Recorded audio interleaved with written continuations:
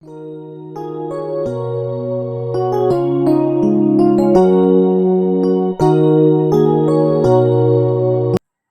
Friends, எல்லாரும் எப்படி இருக்கீங்க? நான் வந்து எப்பயுமே வந்து இன்ஸ்டாகிராம் அது மாதிரி எதனாவது ஆன்லைனில் வந்து saree வந்து வாங்க மாட்டேன். எனக்கு வந்து saree வாங்கணும் அப்படின்னா கடைக்கு போய் கடையில் உட்காந்து பார்த்து அதை தொட்டு பார்த்து வாங்கினா தான் வந்து எனக்கு அது saree வந்து ரொம்ப பிடிக்கும். அது மாதிரி தான் வந்து saree வாங்குவேன். நார்மலாக வீட்டில் யூஸ் பண்ணுற மாதிரி டெய்லி வேர் sarees வந்து எடுக்கலாம் அப்படின்னு சொல்லிட்டு ரொம்ப நாள் நினச்சிட்டு இருந்தேன். சரி, நான் சும்மா ஃபோனை தான் ஸ்க்ரோல் பண்ணிட்டு இருந்தேன். இதே யூடியூப்பில் தான் ஷார்ட்ஸில் வந்து நந்து சாய் போட்டிக்கு இருக்குல்ல, அந்த பொட்டிக்ல இருந்து சும்மா saree வந்து காமிச்சிருந்தாங்க. எனக்கு 2 saree வந்து பிடிச்சிருந்தது. 2 saree வந்து இருக்கா அப்படின்னு அந்த வாட்ஸ்அப் நம்பர் கீழே கொடுத்துருப்பாங்கல்ல, அந்த ஷார்ட்ஸுக்கு கீழே. அதில் வந்து சேட் பண்ண ஆரம்பித்தேன். அவங்க வந்து ஃபஸ்ட்டு இருக்குது அப்படின்னு சொன்னாங்க. எவ்வளோ அப்படின்னு சொல்லிட்டு கேட்டேன். 1600 சொன்னாங்க. கேஷ் ஆன் டெலிவரியா அப்படின்னு கேட்டேன். இல்லை அப்படின்னு சொல்லிட்டாங்க. ஆன்லைன் பேமெண்ட் தான், முன்னாடியே பே பண்ணிடணும் அப்படின்னு சொன்னாங்க. அப்போ தான் ஆர்டர் வந்து கன்ஃபார்ம் ஆகும்னு சொன்னாங்க. சரி, ஓகே அப்படின்னு சொல்லிட்டு நான் வந்து பேமெண்ட் கொடுத்துட்டேன். பேமெண்ட் பண்ணியாச்சு. ஜிபேல இருந்து பேமெண்ட் பண்ணியாச்சு. 1600 பண்ணியாச்சு. அதுக்கப்புறமா வந்து அவங்ககிட்ட வந்து இந்த 2 saree தான் நீங்கள் கேட்டீங்க அப்படின்னு எனக்கு மெசேஜ் அனுப்பி விட்டாங்க. நான் இந்த 2 சாரியும் கேட்கல, நான் இந்த சாரியும் தான் கேட்டேன் அப்படின்னு சொன்னேன். அப்போ அந்த சாரியோட ஸ்க்ரீன்ஷாட் எடுத்து அப்போ தான் நான் பார்க்குறேன் கன்ஃபார்ம் பண்ணுறதுக்காக. ஆர்டர் ப்ளேஸ் பண்ணுற மெத்தடு எப்படின்னா, ஸ்க்ரீன்ஷாட் எடுத்து அவங்க வாட்ஸ்அப்பில் அனுப்பி அந்த saree வந்து நம்ம வாங்கிக்கலாம். இந்த saree தான் வந்து நான் ஆர்டர் போட்டிருந்தேன். ஃபஸ்ட்டு saree இந்த saree, 2வது saree இந்த saree. மொத்தம் வந்து இந்த saree வந்து 600 அதாவது 599 தெரியுதுங்களா? இந்த saree வந்து 499 அதாவது 500 600 500 1100. இந்த saree இவ்வளோ, இந்த saree இவ்வளோ ப்ளஸ் டெலிவரி சார்ஜ் இவ்வளோ அப்படின்னு சொல்லி போட்டு ஒரு சார்ஜ் வந்து சொல்கிறாங்க. அது போக வந்து எனக்கு வந்து மிச்சம் 340 வந்து அவங்க ரீபே பண்ணணும் எனக்கு. நான் ஜிபே பண்ணுறதுக்கு முன்னாடி, அதாவது இந்த saree எவ்வளோ ரேட் இருக்கும் இதெல்லாம் விசாரிச்சுட்டு இருப்போம்ல, நம்ம இந்த saree எனக்கு வேணும் அப்படிங்கிற நம்ம கான்வர்சேஷன் போயிட்டுருக்கு. அப்போ வந்து நான் அனுப்புகிற மெசேஜை டக்குன்னு பார்க்குறாங்க, டக்குன்னு ரிப்ளை கொடுக்குறாங்க. அது நான் அனுப்பி முடிச்சதுக்கப்புறமா, ஜிபே பண்ணதுக்கப்புறமா புக்கு ஆயிடுச்சா இல்லையான்னு கூட வந்து மெசேஜ் பண்ணவே இல்லை. புக்கு ஆயிடுச்சா இல்லையானே மெசேஜ் பண்ணேன். நான் 10 மெசேஜ் பண்ணுறேன். புக்கு ஆயிடுச்சா இல்லையான்னு சொல்லுங்கள், அமௌண்ட் வந்துடுச்சா இல்லையான்னு சொல்லுங்கள், நான் ஸ்க்ரீன்ஷாட்லாம் ஷேர் பண்ணிவிட்டு புக் ஆகிடுச்சா இல்லையான்னு சொல்லுங்கள், எவ்வளோன்னு சொல்லுங்கள், இந்த சாரிக்கு வந்து நான் இவ்வளோ பே பண்ணிவிட்டேன், எக்ஸ்ட்ரா பே பண்ணிட்டேன் போல், நீங்கள் வந்து ரீபே பண்ணுங்கள், இது எல்லாத்தையும் நான் தெளிவாக சொல்கிறேன். ஆனால் வந்து அவங்க அது கண்டுக்கவே இல்லை. தயவு செஞ்சு நான் சொல்கிறத புரிஞ்சுக்குங்க அப்படிங்கிற அளவுக்கு கூட சொல்லிட்டேன். கண்டுக்கவே இல்லை. மொத்தத்தில் அவங்களுக்கு வந்து அமௌண்ட் வந்துருச்சு. இப்போ வந்து இருக்கிற ஏதாவது ஒரு saree 2 சாரியா இருக்கிறது, ஏதோ ஒரு saree 2 saree எடுத்து போட்டுவிட்ருவோன்னு போட்டிருப்பாங்க போல். எனக்கு வந்து அப்படி தான் தோணுது. நான் ஆர்டர் பண்ண ஃபஸ்ட்டு சாரியோட ரேட்டு 600. 2வது சாரியோட ரேட் வந்து 500. மொத்தம் 1100. 1100 ஆயிடுச்சுங்களா? ஒரு சாரிக்கு வந்து ஷிப்பிங் சார்ஜ் 80, 2 சாரிக்கு வந்து 160. மொத்தமாக சேர்த்து 1260. நான் வந்து 1600 வந்து பே பண்ணியிருந்தேன். அவங்க வந்து எனக்கு 340 வந்து ரீபே பண்ணணும். நான் அவங்ககிட்ட எத்தனை மெசேஜ் பண்ணுறேன், ரீபே பண்ணிவிடுங்க, புக்கு ஆயிடுச்சா இல்லையான்னு கூட மெசேஜ் பண்ணவே இல்லை அவங்க. சிஸ்டர் ரீபே பண்ணிட்டீங்களான்னு எத்தனை வாய்ஸ் மெசேஜ் அனுப்பியிருக்கேன். ஆனால் வந்து அவங்க ரிப்ளை பண்ணவே இல்லை. இதெல்லாம் வந்து எனக்கு கொரியர் ரிசீவ் ஆகிறதுக்கு முன்னாடி நடந்தது. நானும் சரி, அவங்களுக்கு வந்து நிறையா கஸ்டமர்ஸ்லாம் இருப்பாங்க கண்டிப்பாக. சரி, கஸ்டமர்ஸ்லாம் இருப்பாங்க, அவங்க எத்தனை பேர்த்துக்கு ரிப்ளை பண்ணுவாங்க, ஒரே டைமில் எத்தனை பேர்த்துக்கு ரிப்ளை பண்ணுவாங்க, அதனால் கொஞ்சம் லேட் ஆகி ரிப்ளை வரும் போல். சரி, நம்ம வெயிட் பண்ணலாம் அப்படின்னு 1 டே வெயிட் பண்ணேன், 2வது நாள் வெயிட் பண்ணேன், 3வது நாள் வெயிட் பண்ணேன், அப்படின்னு நாட்கள் போயிட்டே இருக்குது. இப்போ வந்து கிட்டத்தட்ட 1 வாரம் ஆகிடுச்சு. பார்சலும் வீட்டுக்கு வந்துருச்சு. பார்சலில் இப்போ என்ன பிரச்சனைன்னு உங்ககிட்ட சொல்கிறேன். தெரியுதா? இந்த ப்ளூ சாரியும் வித் இந்த ப்ளவுஸும் இருங்க எடுத்தே காமிக்கிறேன். இந்த ப்ளவுஸும் வந்துட்டு நான் ஓப்பன் பண்ணாமே பார்க்குறப்ப எனக்கு நல்லா இருந்தது.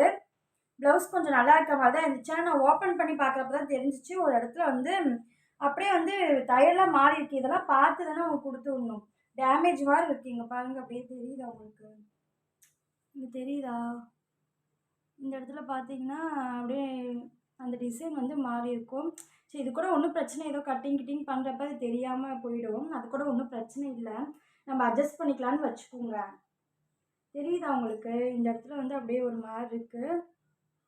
சரி, அது கூட அவங்க வந்து பார்க்காம மிஸ் பண்ணியிருக்கலாம். ஒன்றும் தப்பு இல்லை. நம்ம வந்து ட்ரெஸ் எடுக்கிறப்ப ஒரு சின்ன சின்ன வந்து மிஸ்டேக்ஸ்லாம் இருக்கும். மேனுஃபேக்சரிங் பண்ணுற இடத்துலையும் வந்து சின்ன சின்ன மிஸ்டேக்லாம் இருக்கும். அது கூட ஒன்றும் பிரச்சனை இல்லைன்னு வச்சுக்கோங்க. சாரீ எப்படி இருக்குன்னு காமிக்கிறேன் பாருங்க. சாரீ வந்து இப்படி தான் இருக்குது. சாரீ வந்து இப்படி தான் இருக்குது. உங்களுக்கு நான் காமிச்சிட்டு இருக்கேன்ல, இப்படி தான் இருக்குது சாரீ. ரொம்ப டிரான்ஸ்பரண்ட்டாக இருக்குது. ஆக்சுவலாக அந்த வீடியோவில் வந்து இது மாதிரி தெரியவே இல்லை. நான் வந்து இது மாதிரி வாங்கவே மாட்டேன். சரி, சாரீ கலர் வந்து எனக்கு ரொம்ப பிடிச்சி போச்சு. ஸ்கை ப்ளூ மாதிரி கலர், அப்படியே ஒரு கலர் வந்து லைட் கலரில் இருக்குது. சூப்பராக இருந்துச்சு அப்படின்னு சொல்லிட்டு தான் வந்து இந்த சாரீ வந்து நான் ஆர்டர் போட்டிருந்தேன்.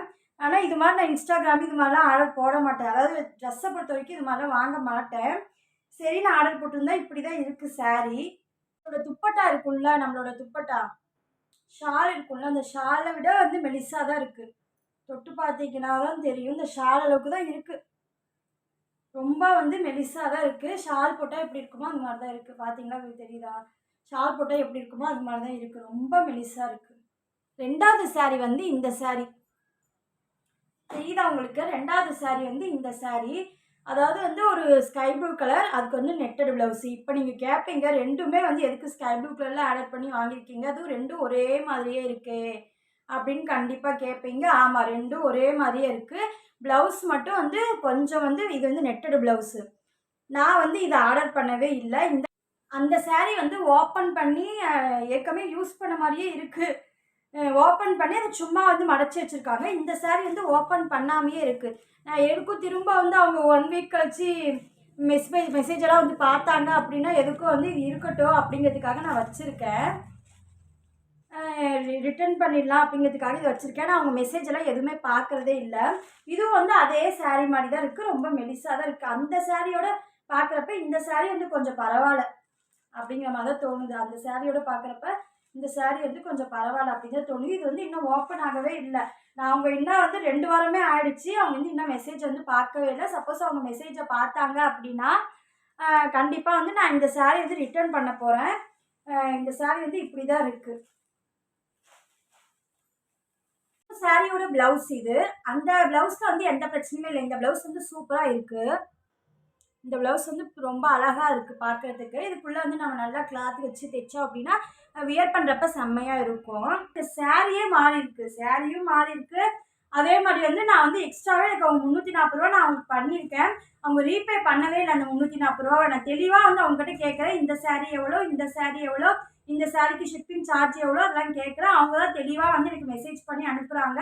அப்போனா நான் அனுப்புகிற காசு வந்து எக்ஸ்ட்ராவாக இருக்குது. எனக்கு மிச்சம் வந்து 340 ரூபா ரீபே பண்ணுங்கன்னு எத்தனை மெசேஜ், எத்தனை வாய்ஸ் மெசேஜ் எல்லாத்தையும் பார்த்துருக்காங்க. இப்போ கொரியர் ரிசீவ்டு ஆனதுக்கப்புறம் நான் பண்ண மெசேஜ் தான் இன்னும் பார்க்கவே இல்லை அவங்க.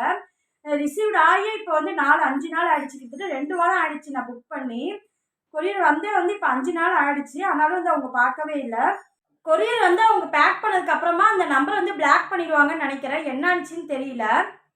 இந்த ஜிபே பண்ணதுக்கு அப்புறமாவே வந்து என்னாச்சுன்னா அவங்க வந்து ஃபோனை வந்து பார்க்குறதே இல்லை.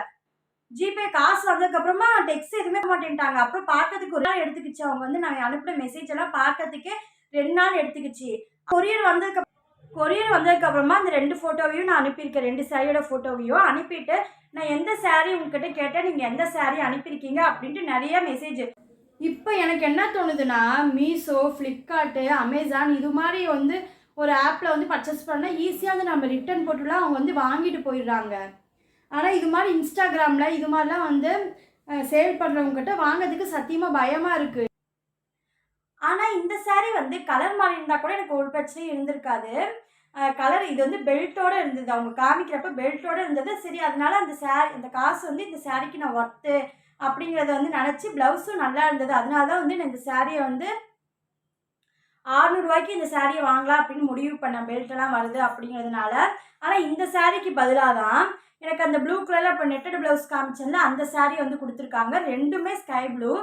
இப்போ ரீசெண்டாக கூட மீஷோவில் வந்து நான் 3 குர்த்தி வந்து பர்ச்சேஸ் பண்ணியிருந்தேன். அந்த 3 குர்த்தியுமே வந்து சூப்பராக இருந்துச்சு. ரிட்டர்ன் போடுற மாதிரியே இல்லை. குவாலிட்டி வைஸ் வந்து ஓகேவாக இருந்துச்சு. அந்த காசுக்கு அந்த குர்த்தி வந்து ஒர்த்தாக இருந்துச்சு. ஆனால் இந்த சாரீ நினைக்கிறப்ப எனக்கு சத்தியமாக அவங்க வந்து ரிப்ளை பண்ணி நார்மலாக வந்து பேசியிருந்தா கூட பரவாயில்ல, நான் ஓகே இருந்துட்டு போகுது, சிஸ்டர் ஒன்றும் நான் ஒன்றும் வியர் பண்ணிக்கலாம் அப்படின்னு சொல்லிட்டு நான் விட்டுருப்பேன். அப்போ கூட அந்த ப்ளவுஸ் வந்து சிஸ்டர் கூட வியர் பண்ண மாட்டான். அந்த ப்ளவுஸு நெட்டட் ப்ளவுஸ். ஏன்னா அது வந்து ரொம்ப இச்சிங்காக இருக்கும் போல் அந்த நெட்டட் ப்ளவுஸ். அது மாதிரி தான் இருக்குது, பார்க்கறதுக்கு தான் அழகாக இருக்குது. ஆனால் வியர் பண்ணனா சம்மர் டைம்லலாம் சுத்தமாக வந்து வியர் பண்ணவே முடியாது.